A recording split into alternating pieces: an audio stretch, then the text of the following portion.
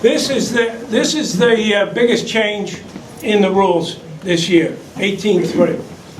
And in my opinion, a very bad change. What 18.3 was designed to do when they made it was to cut down on the congestion at the weather mark so that there were not so many protests. Here's what it looks like.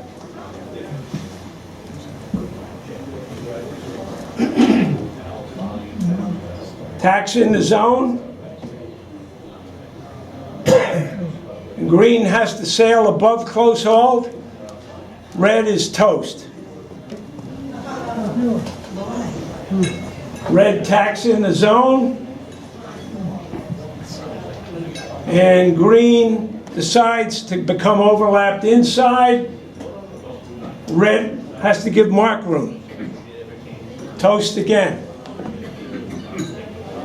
The way to do this is for red to cross, tack, and then stay up above green and give up the spot at the mark.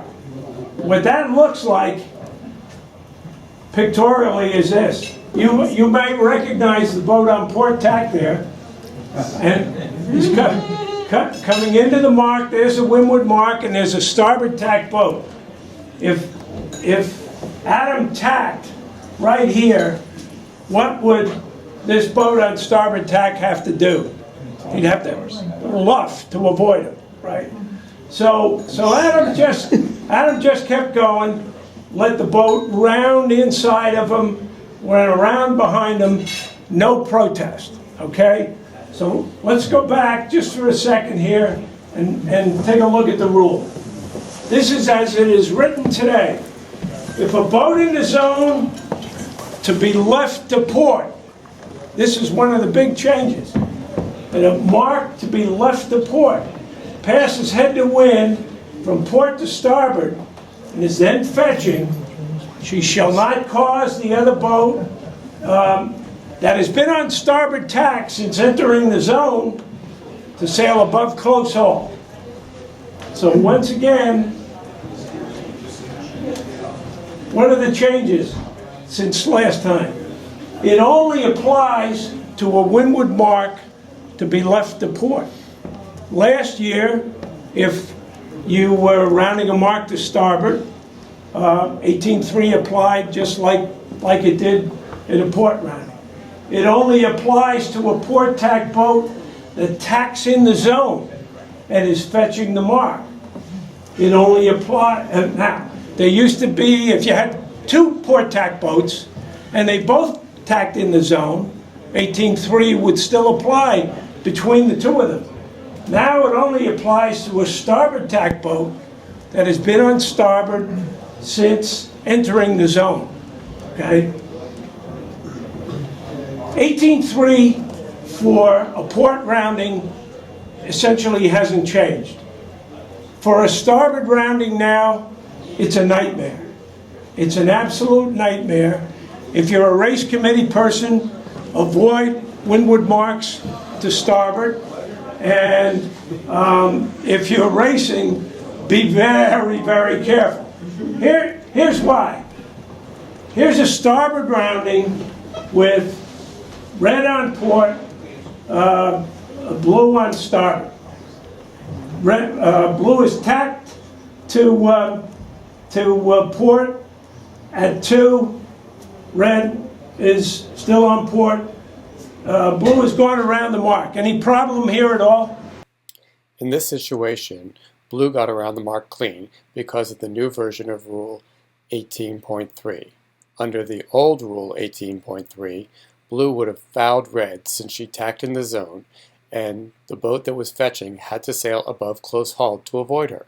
For the next 4 years, at a windward mark to be rounded to starboard, blue gets around the mark without breaking a rule. Do I see a problem? No, there isn't a problem. He got around okay. How about here? Blue is still head to wind here, or just past head to wind here. And red has had to luff to avoid him, right? but the boats are overlapped. Correct? What tack is blue on here? Neither. No, he's past head to wind. He's on port. A boat's always on attack, okay? You're always on attack. So once he passes head to wind from starboard, he's on the port tack. He's on the same tack now as red, right? In my opinion here, when I first heard about this, I said blue violated Rule 13 because he hadn't completed his tack here. He was still tacking when red had to stay out of the way. But read Rule 21. When a boat is sailing within the room or mark room to which she is entitled. Now, who's the inside boat here? Blue.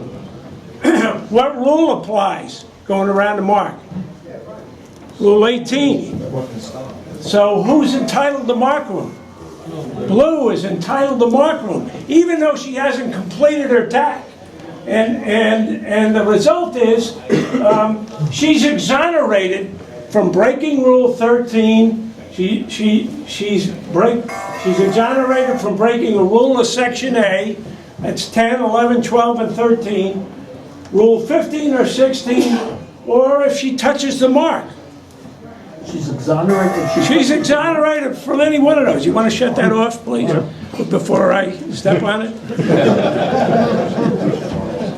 Even Rule 31 is touching the mark.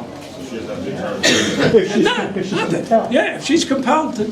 So when Mary Savage is the rules guru at Larchmont, and when I first read about this, I said, this is crazy. Yeah. This is crazy. He shouldn't be entitled to the protection of Rule 21 until he completes his tack. But that's not what the rules say. Okay? And so the minute he passes head to wind and the boats are overlapped, as they are in this situation, he's sailing in the room or mark room to which he is entitled, and therefore he's exonerated under Rule 21. This is a situation that the average protest committee is going to have. They're going to pull what hair they have left out of their heads trying to decide it. So stay the hell away from starboard roundings, folks. This is a nightmare. And had they left Rule 13 in play, Rule 18.3 in place, this wouldn't be the case. One piece of 18.3, read the last sentence. When this rule applies, 18.2, which is mark room, doesn't apply. So stay away from starboard roundings. Yes? Is there any time in which the blue boat gets into trouble? I mean, if go back to yeah, there's a time. Right here. Okay?